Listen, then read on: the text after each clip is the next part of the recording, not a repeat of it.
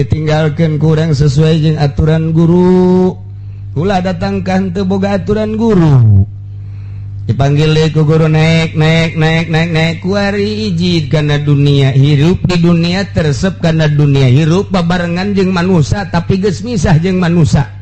Hirup ditutur-tutur ku nafsu tapi nyana geus bisa merangan nafsu. Hirup dituduh-tuduh ku jurig ku setan ku iblis tapi nyana geus bisaeun numpas iblis. Berarti nyana geus kuari mah. Sebab hirup di dunia pasti makhluk sosial mah eta adalah butuh karena tatanan-tatanan politik nu diatur ku negara kitu bae tapi nyana geus bisa mengasingkeun diri babarengan diuk babarengan nangtung babarengan ngobrol tapi batinna tetep bae jeung Allah. Aya nu langsung bae ngasingkeun zahir jeung batin berangkat ke Gunung Karang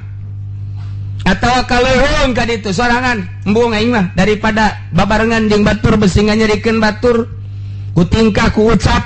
ngajauhan nikmat hirup jeung Gusti Allah teng hirup di dunia bareng jeung manusia hirup di dunia butuh dunia tapi nya mah henteu khari karana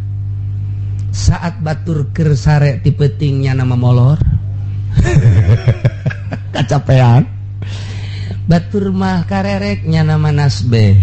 atau teka ciri sadajan ngedeng tetep zikir ka Gusti Allah nyumputkeun nabisaan jasa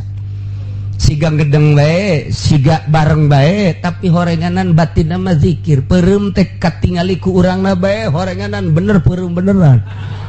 beres tah kos kitu batam ieu nu hese teh ibadah teh kos kitu kadeleuna mah peureum bae jak urang horeng keur zikir embung jasa kaciri ku manusia ku makhluk cukup ja ibadah ke ka Gusti Allah Allah bae nu maha uninga